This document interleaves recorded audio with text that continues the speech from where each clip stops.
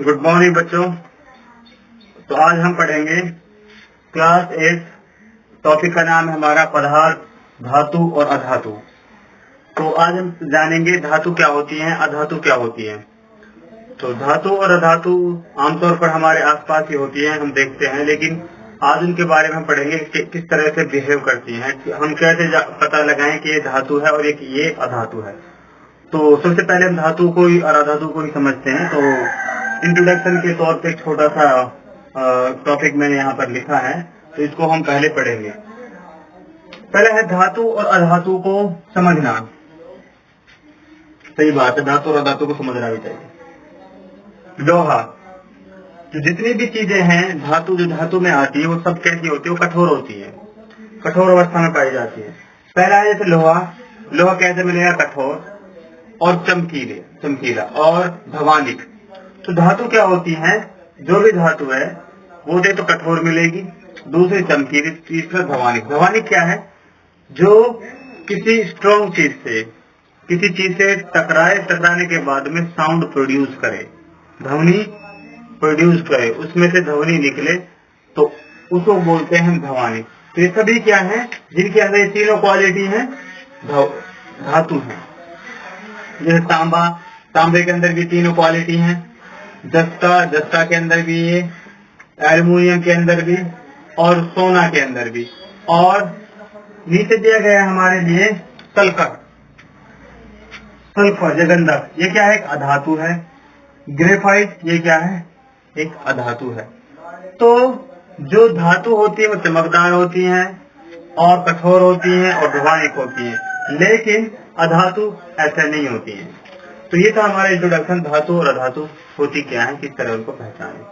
तो अभी हमने पढ़ा था धातुओं की पहचान, धातुओं को किस तरह से पहचाना जा सके, उनके अंदर क्या क्या क्वालिटी होती है। जैसे कि हमने पढ़ा था, धातु चमकदार होती है, कठोर होती है और भवानिक होती है।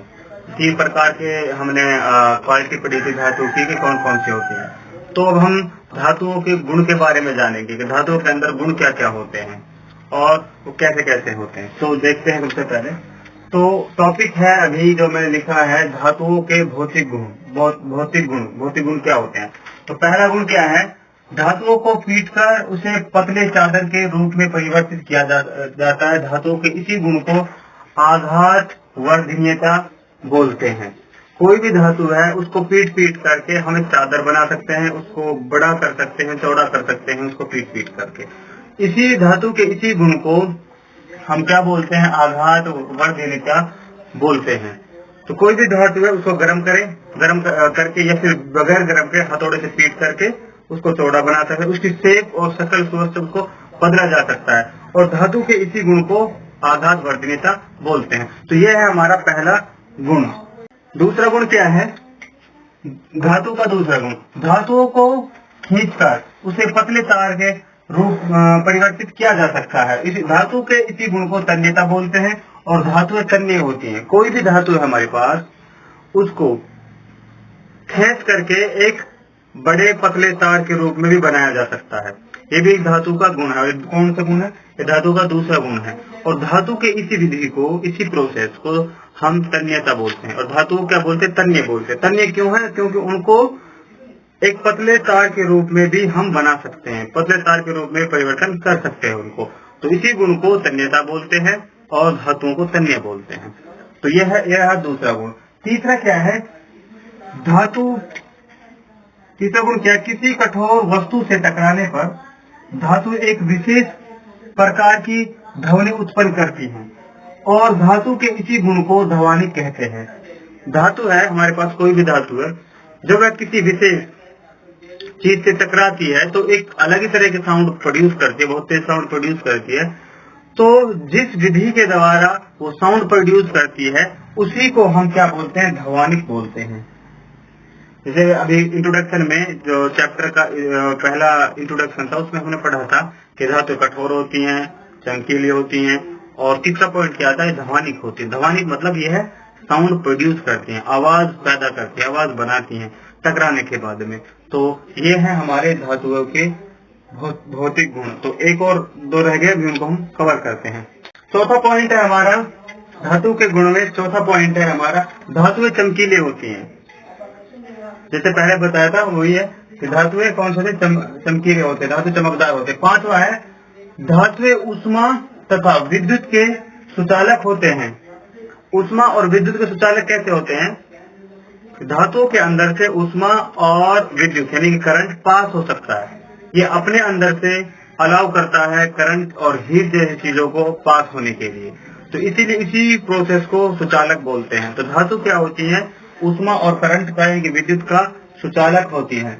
उदाहरण के लिए तो ये थे 5 हमारे धातुओं के गुण। धातुओं के गुण कौन कौन से कैसे कैसे होते हैं।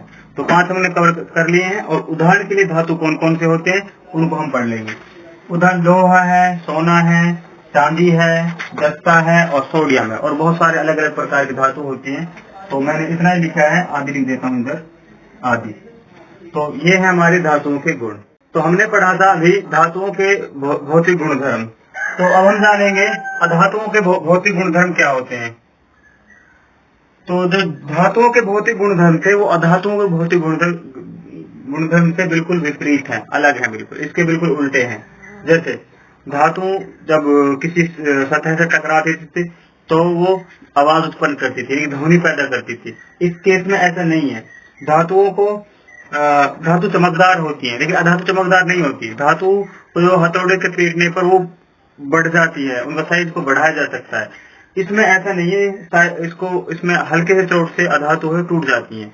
तो हम एक एक पॉइंट को भी 5 पॉइंट है इसको विस्तार से पढ़ते हैं और I hope you will understand very well after reading this point.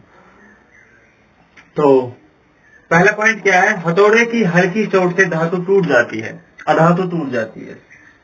तो अधातुओं से तार नहीं खींचा जा सकता। धातुओं से तार खींचा जा सकता है, धातुओं से। और उसी प्रोसेस को हम क्या कहते थे? तन्यता।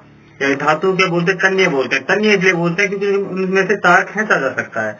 और अधातु के केस में ऐसा है नहीं, अधातुओं में से कोई तार नहीं खींचा जा सकता, कुछ भी नहीं। अधातु चमकीली नहीं होती है, धातु चमकीली होती है, अधातु चमकीली नहीं होती है। अधातु ऊष्मा और विद्युत के कुचालक होते हैं। सुचालक और कुचालक में फर्क है। तो यहाँ पर जानेंगे हम सुचालक और कुचालक में फर्क क्या है। तो धातु के केस में हमने पढ़ा था कि धातु सुचालक होते हैं। धातु क्या होते हैं? सुचालक। सुचालक वो होते हैं जो अपने अंदर से हीट या करंट जैसी चीजों को अपने अंदर से पास कर दे। तो वो किसके अंदर मौजूद है? वो धातुओं के अंदर है। अधातु कुचालक है। इंग्लिश में इसको साइंस की लैंग्वेज में इंसुलेटर बोलते हैं, जो अपने अंदर से चार्ज या फिर हीट है पास ना होने दे, उसको बोलते हैं हम कुचालक। आपने देखा होगा कई बार जब हम सब्जी बनाते हैं तो जब जो हमारा स्पून होता है उसको जब सब्जी में छोड़ देते हैं तो बहुत जल्दी गर्म हो जाता है, उसको फिर वो पकड़ा भी नहीं जाता है। तो उसको आसानी से पकड़ने के लिए आपने देखा होगा उसके ऊपर रबड़ या फिर लकड़ी चढ़ाते हैं ताकि वो गर्म ना हो सके। तो लोहा क्या है? धातु है। तो वही एक ये एग्जाम्पल है। लास्ट पॉइंट क्या है? धातुओं को कठोर वस्तु से चोट करने पर धातुओं की तरह ध्वनि उत्पन्न नहीं होती है।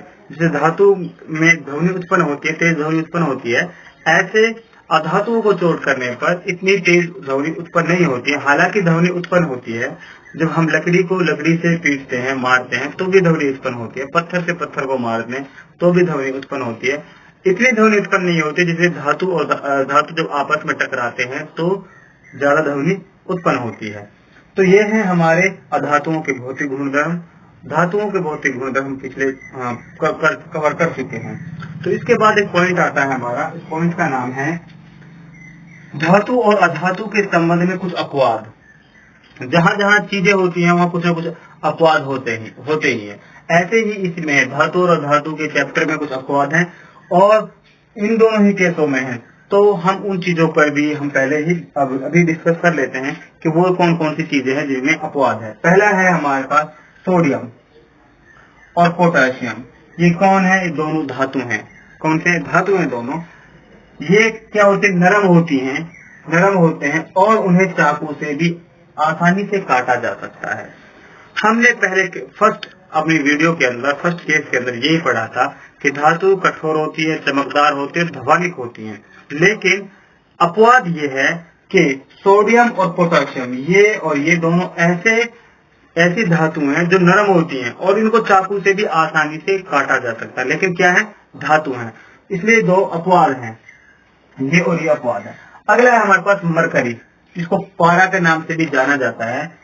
एकमात्र ऐसा धातु है, ये भी एक धातु है जो कमरे के तापमान पर द्रव अवस्था में पाया जाता है। रूम टेम्परेचर पर ये द्रव अवस्था में पाया जाता है, लिक्विड फॉर्म में पाया जाता है। कौन? मरकरी।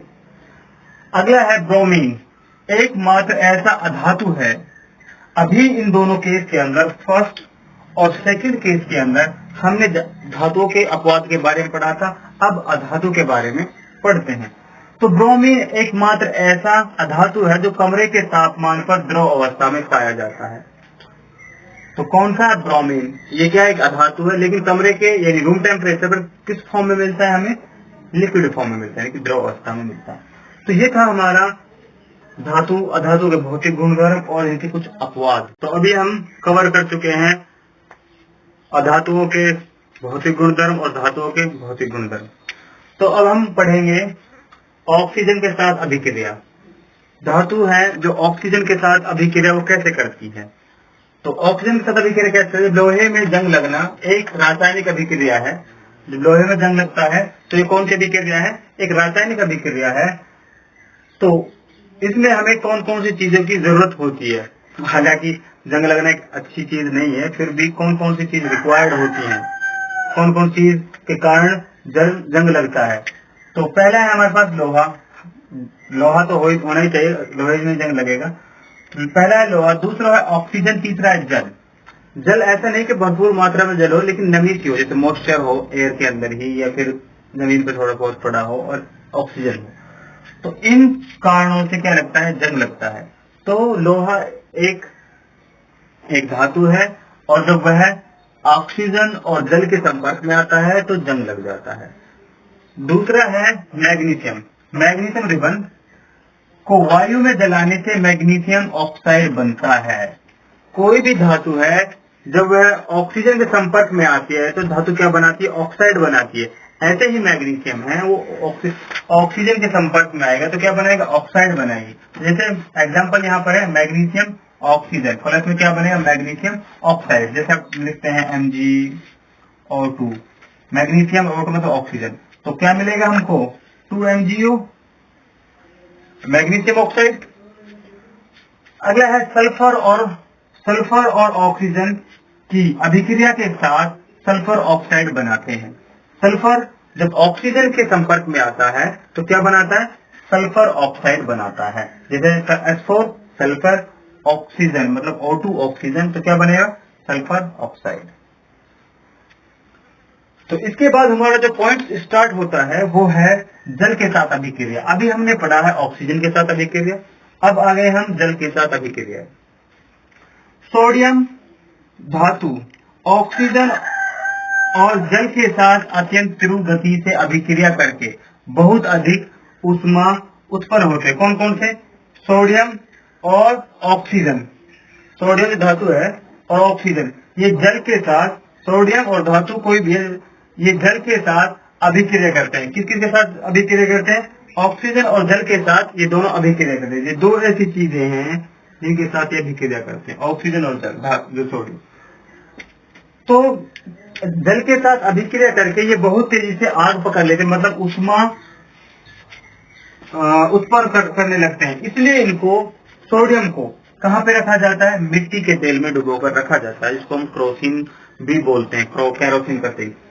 तो सोडियम धातु है जो ऑक्सीजन और जल के संपर्क में आने पर तो उसमें बहुत अधिक अभिक्रिया होती है, जिससे अधिक ऊष्मा उत्पन्न होती है। इसलिए इसको केरोसिन यानी मिट्टी के तेल में डुबोकर रखा जाता है। तो ये थे हमारे ऑक्सीजन के साथ अभिक्रिया और सोडियम के साथ अभिक्रिया। एक और पॉइंट रह गया अभी जल के साथ अभिक्रिया का, तो उसी को भी हम अभी कवर कर लेते हैं। पहला पॉइंट हम कर चुके हैं जल के साथ अभिक्रिया। तो दूसरा पॉइंट ये है जल के साथ अभिक्रिया में कि सामान्यतः धातु जल से अभिक्रिया नहीं करती, परंतु वायु में बहुत अधिक सक्रिय हो जाती है। जब ये वायु के संपर्क में आती हैं तो बहुत अधिक सक्रिय हो जाती है। फास्फोरस को वायु में खुला रखने पर यह आग पकड़ लेता है। फास्फोरस क्या करता है? जब इसको वायु जब यह वायु के संपर्क में आता है तो यह आग पकड़ लेता है। इसलिए फास्फोरस को जल में डुबो कर रखा जाता है। अभी हमने पढ़ा था जो सोडियम था वो वायु के संपर्क में आने पर क्या होता था उसके साथ, वो भी उसमें भी उष्मा उत्पन्न हो जाती थी, आग लग जाती थी। तो इसी ये फास्फोरस किसके संपर्क में आने पर होता है? जल के संपर्क में। फास्फोरस खुला रखने पर आग पकड़ लेगा, इसलिए इसको जल में डुबोकर रखा जाता है। नेक्स्ट टॉपिक है हमारा अम्ल के साथ अभिक्रिया। सामान्यतः अधातु अम्लों के साथ अभिक्रिया नहीं करते, परंतु धातु अम्ल के साथ अभिक्रिया करके हाइड्रोजन गैस बनाते हैं। जो अधातु हैं आमतौर पर वह जल के साथ अभिक्रिया नहीं करते, अम्ल के साथ अभिक्रिया नहीं करते, लेकिन धातुएं अम्ल के साथ अभिक्रिया करके हाइड्रोजन गैस उत्पन्न करते हैं। दूसरा है, अब अम्ल के बारे में पढ़ लिया है तो इसके बाद है क्षारों के बारे में। क्षारों के साथ अभिक्रिया करके क्या बनाते हैं ये धातुएं? सोडियम हाइड्रोक्साइड के साथ अभिक्रिया करके हाइड्रोजन गैस उत्पन्न करती हैं। तो क्षार के साथ क्या करती है? हाइड्रोजन गैस उत्पन्न करती है। लास्ट है हमारा टॉपिक इस चैप्टर का विस्थापन अभिक्रिया। विस्थापन अभिक्रिया क्या होती है? कॉपर सल्फेट के जलीय विलयन में जिंक के टुकड़े डालने से विलयन के कॉपर अलग हो जाता है। जब हम उसमें जिंक के टुकड़े डालते हैं तो जो विलयन में जो कॉपर है वो अलग हो जाता है। एग्जाम्पल के तौर पर देखो, हमारे पास कॉपर सल्फेट है और जिंक है। हम टुकड़े किसके डाल रहे हैं? जिंक के टुकड़े डाल रहे हैं। तो हमारे पास प्लस में क्या है? जिंक है। जब हम इसमें जिंक के टुकड़े डालेंगे तो इसका क्या हो जाएगा? कॉपर का सल्फेट है ये कॉपर ही क्या हो जाएगा? अलग हो जाएगा। तो जिंक के साथ क्या आ जाएगा? सल्फेट। तो जिंक के साथ क्या आ गया? सल्फेट। तो कॉपर अलग हो गया। तो ये था हमारा एक चैप्टर पदार्थ, धातु और अधातु। क्लास 8 का 4th चैप्टर है ये। तो आई थिंक सभी बच्चों को बहुत अच्छे से समझ में आ गया होगा। और किसी को कोई क्वेश्चन है, कोई क्वेरी है तो मुझे कमेंट बॉक्स में भी आप लिख सकते हो। Thank you very much.